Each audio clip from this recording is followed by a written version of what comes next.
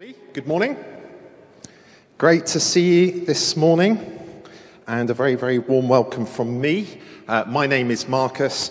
I'm the vicar here at Ascension, and it's wonderful to be together today.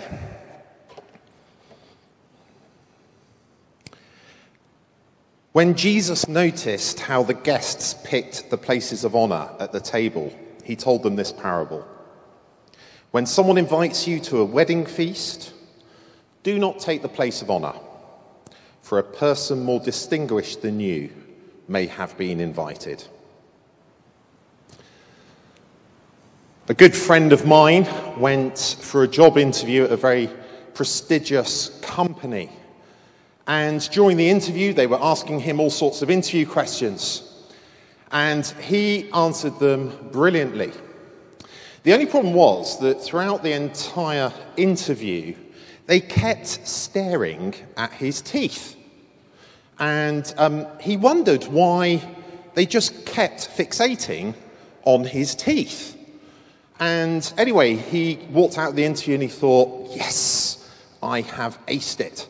And he went to the bathroom and looked at himself in the mirror and realized that on his teeth was a green piece of lettuce from the sandwich that he had eaten just before the interview. And this piece of lettuce had somehow wrapped itself around the entire top set of his teeth. And he didn't know it, but he had green teeth for the whole interview. Green teeth. The whole interview panel knew it, but he didn't know it himself. And this morning, ladies and gentlemen, we're talking about pride. And pride is just like that green piece of lettuce. We can see it in everyone else. We can see, oh, look at them, full of pride. But we can't see it ourselves. We cannot see the pride in ourselves. And this morning you might be thinking, Marcus, I'm so pleased that you're talking about pride. I know someone for whom this sermon would be brilliant.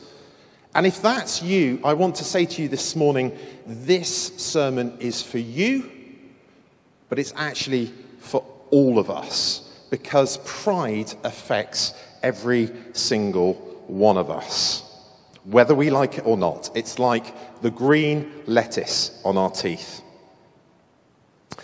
So this morning, I'm continuing a series that we've been looking at on the whole topic of health as we journey through Luke's Gospel.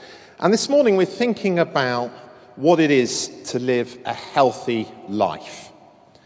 And Jesus tells us in the passage this morning that a healthy life is a humble life. He says this in verse 7 from Luke chapter 14.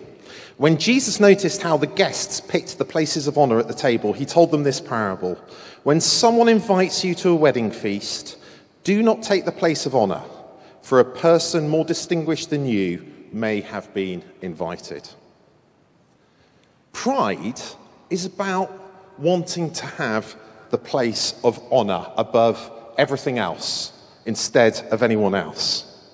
Pride is about wanting to be and thinking you are better than others. It's about needing to come out on top. It's about having to be the top dog. It's about an inner sense that really I should be treated better than kind of anyone else, really. And as I said, the weird thing about pride is that initially we don't see it. We don't see it in ourselves. We're blind to it. It's like the silent assassin. It's like the invisible killer. It's like the lettuce on the teeth. In the run-up to this sermon, I thought to myself, it would be very good to tell my flock about pride. And throughout this week, I've just been confronted with all sorts of little things I do that I've realized are somewhat prideful. Let me give you a couple of examples just so that we can all be in this together. I was driving back from Cornwall. I've had a week in Cornwall, last week, which was fantastic.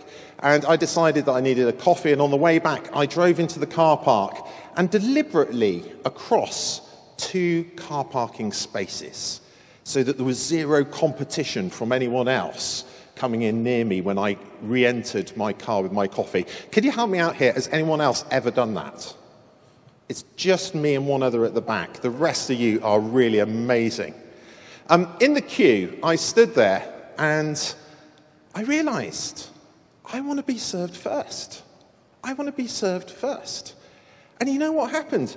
Another queue opened and the person behind me fast-forwarded it to the front of that queue and got served. And I realized I'm really annoyed by that.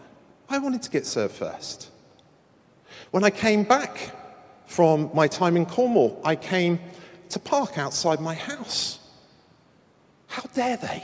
Someone had parked in the space that I normally park in. I mean, obviously it's open to the entire street, but come on, this is my space. This is for me. Now, before you think, oh dear, our vicar's really in trouble, I want to give you a few other examples for you to just reflect on. Simple things. Just little things. Pride often shows up in the little things. How do you feel when someone is sitting in your favourite seat in the coffee shop or in the restaurant?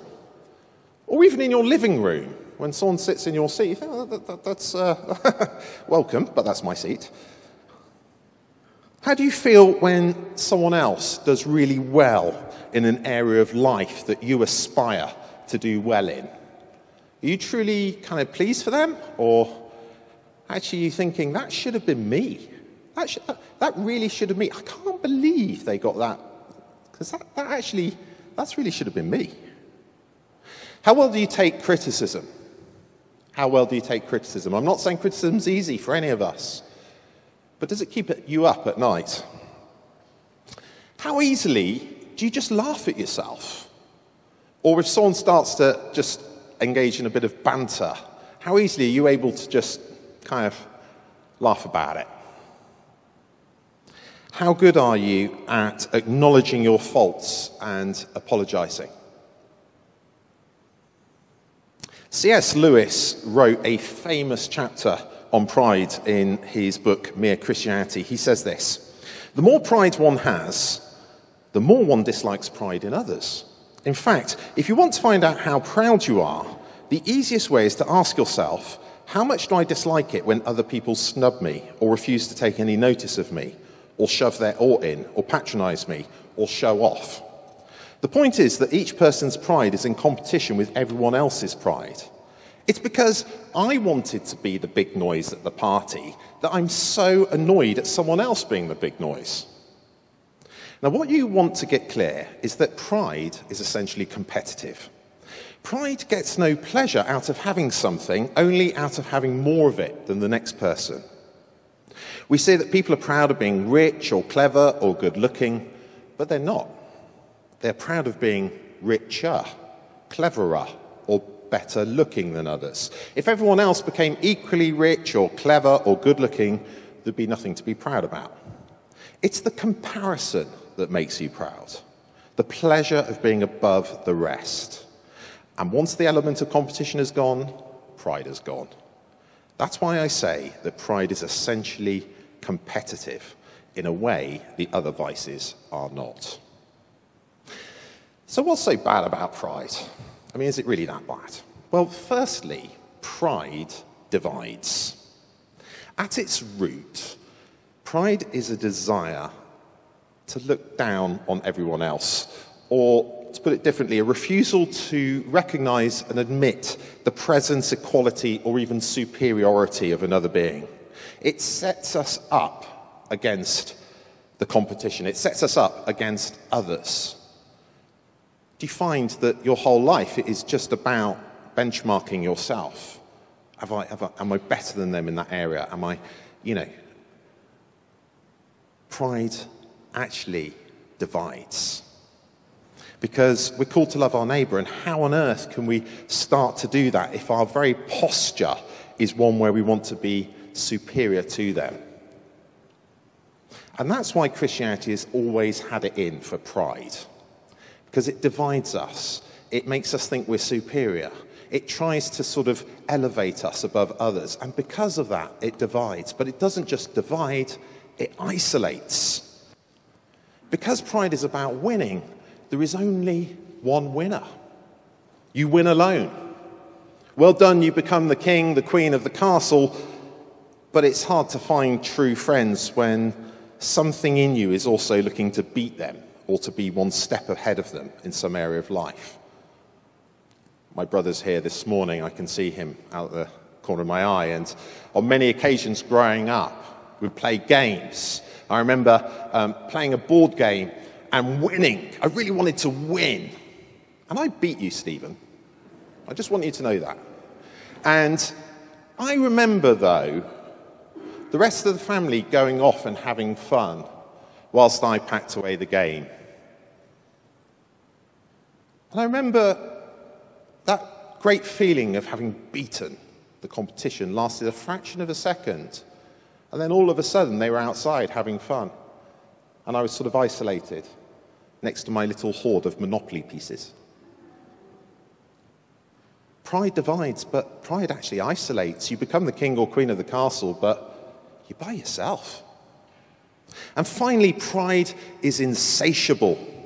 Here is an excerpt from an interview with Madonna in Vogue magazine some time ago where she's talking about her career, and this is what she says. She says, "My drive in life comes from a fear of being mediocre. That is always pushing me. I push past one spell of it and discover myself as a special human being. But then I feel I am still mediocre and uninteresting unless I do something else. Because even though I've become somebody, I still have to prove that I am somebody. My struggle has never ended, and I guess it never will." And Madonna's articulating something that is true of all of us. Every time she does something, she thinks, yes, I am now somebody. The verdict over me is yes. And just as she feels that yes, the feeling is fleeting and evaporates.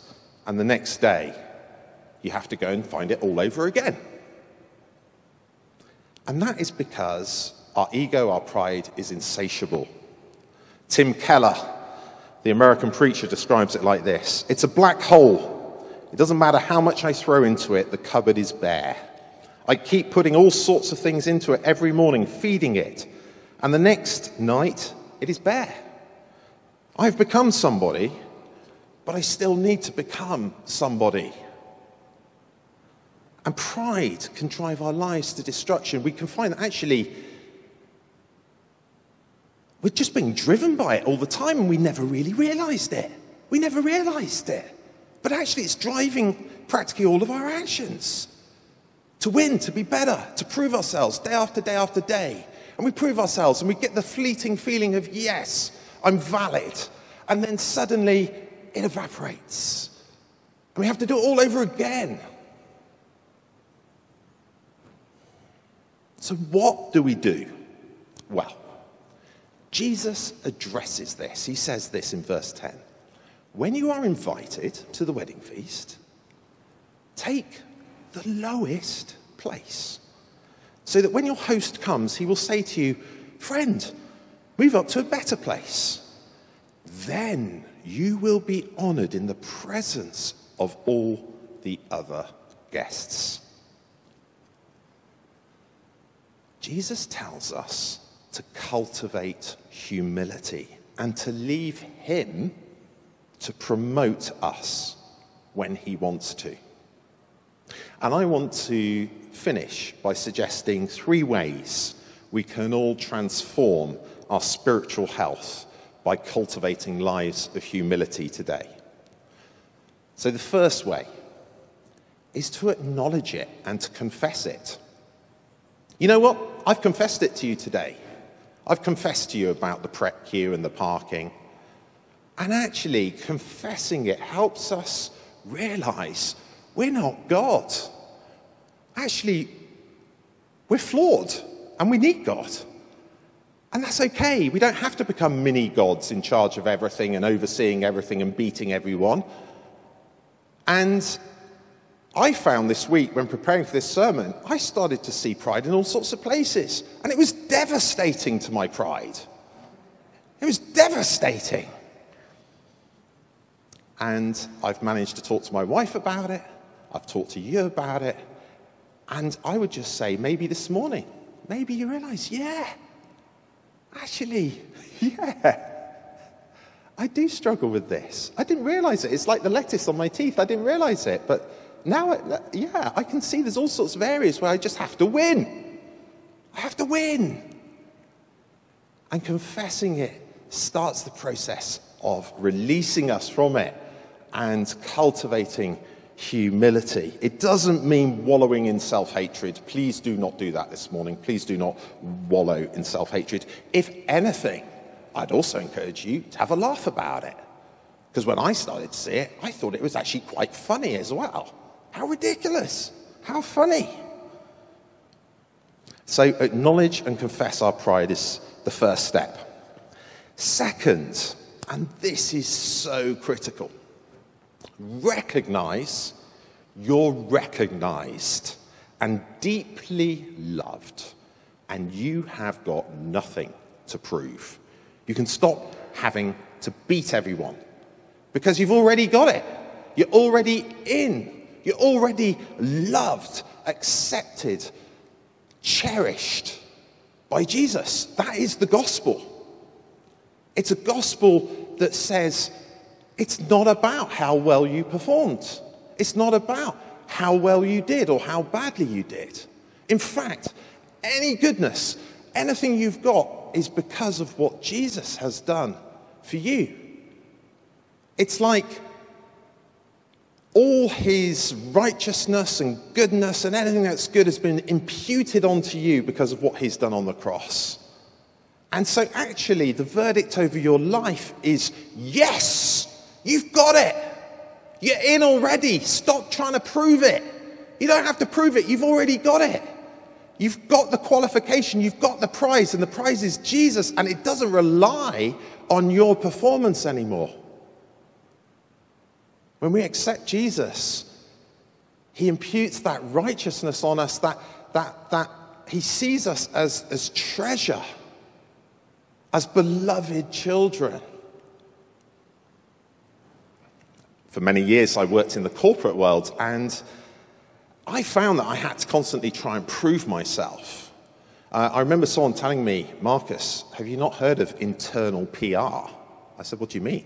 They said, you've got to do your own public relations in this company. You've got to prove yourself. You've not only got to do a good job for your customers, but you've got to show everyone inside the organization that you're great and that you're better than your colleagues. Anyway, one day I joined the final company that I was part of before I got ordained. And I approached things in that manner. And for the first 6 months, I was trying to, send them the email of the client feedback, to my boss. Dear boss, have a look at what my client said about me. Dear boss, have a look at how well I did. Dear boss, have a look at this. Dear boss, have a look at that. One day, my boss, Jonathan, called me in. He said, Marcus, can I just say something to you?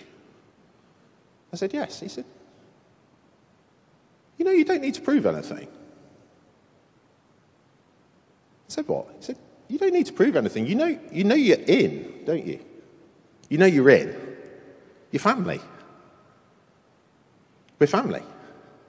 You're in. So relax.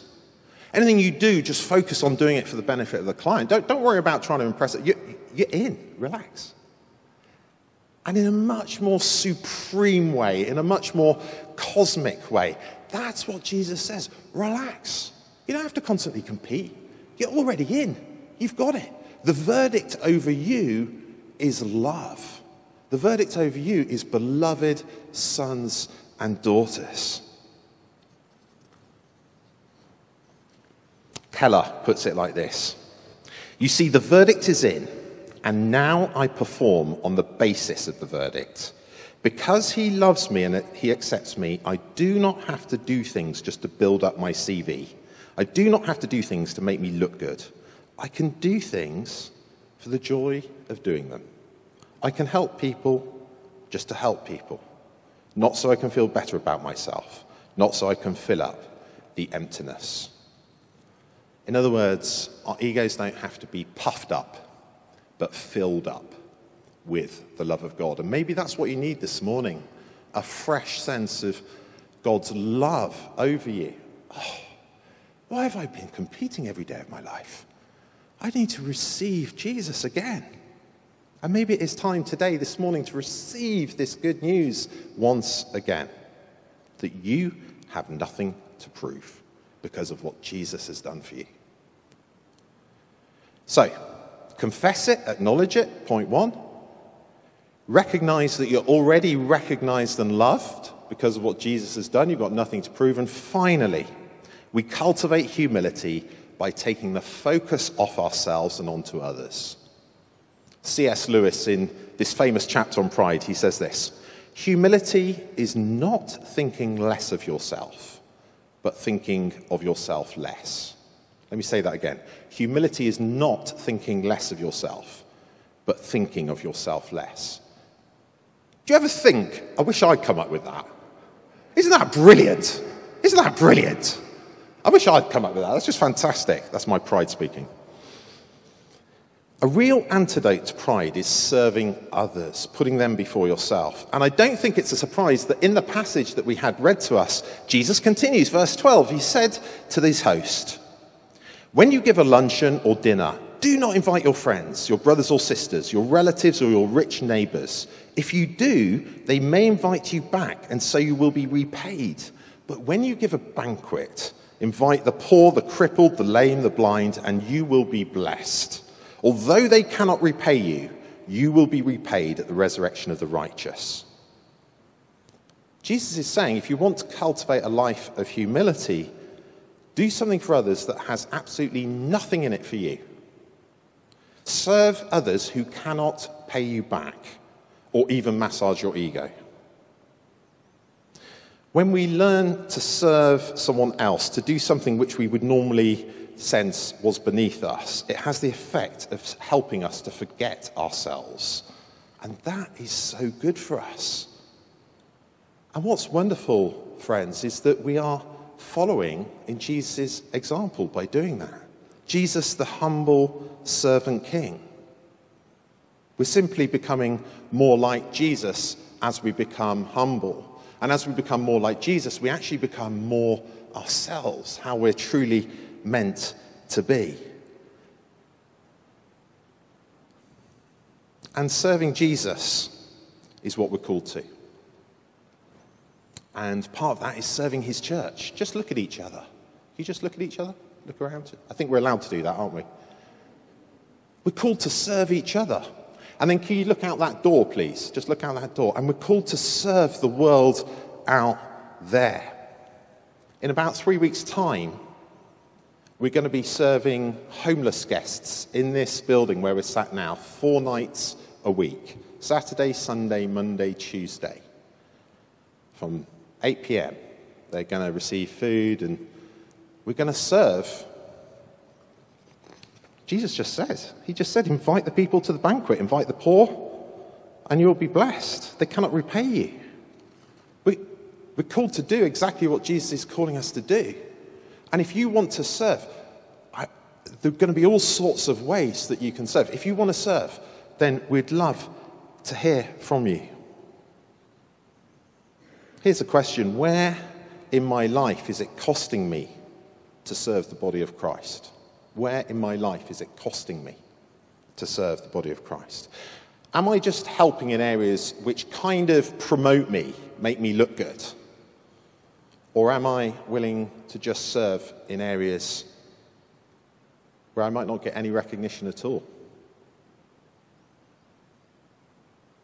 Someone once said to me, Marcus, setting up the chairs will prepare you for stadiums. It was just that sense of just serve. Stack the chairs. And so often we say to people, I just want to tell you what my heart's for and where my giftedness is. And just only focus on that, please. I'm highly gifted in this area. Please just, it's like, guys, the chairs need stacking and, you know, there's crumbs on the floor and you know what? we've just got to get the water boiler on. And the trick, it seems, is to serve in those areas which feel a bit beneath us. Cultivating humility is about embracing a life of serving. And what's fascinating is this: it positions us for promotion. Jesus in our passage says this: for all those who exalt themselves will be humbled, and those who humble themselves will be exalted. It's ironic that the quickest way up is to take the lowest seat. I'm learning increasingly every day that actually the safest place that I can be is serving. That is the safest place that I can position myself in terms of cultivating humility. It's a great place to be. Suddenly it's not about you. And that's a wonderful freedom, a freedom from pride. So today, let's confess our pride. Let's take ourselves off the throne and put Jesus back on the throne in his rightful place. Let's receive the great truth that we don't need to crave superiority or be driven to be king or queen of the castle, because we are already royalty, precious children of the King of Kings, the Lord of Lords, and therefore recognize that we are just free to serve God and to serve others excellently, with all the glory, gifts, talents, and anointing we have been given, free to fail, even knowing that when we fail, we don't fail, because that is actually impossible, because we are on the winning team. And the banner over us is love. Amen.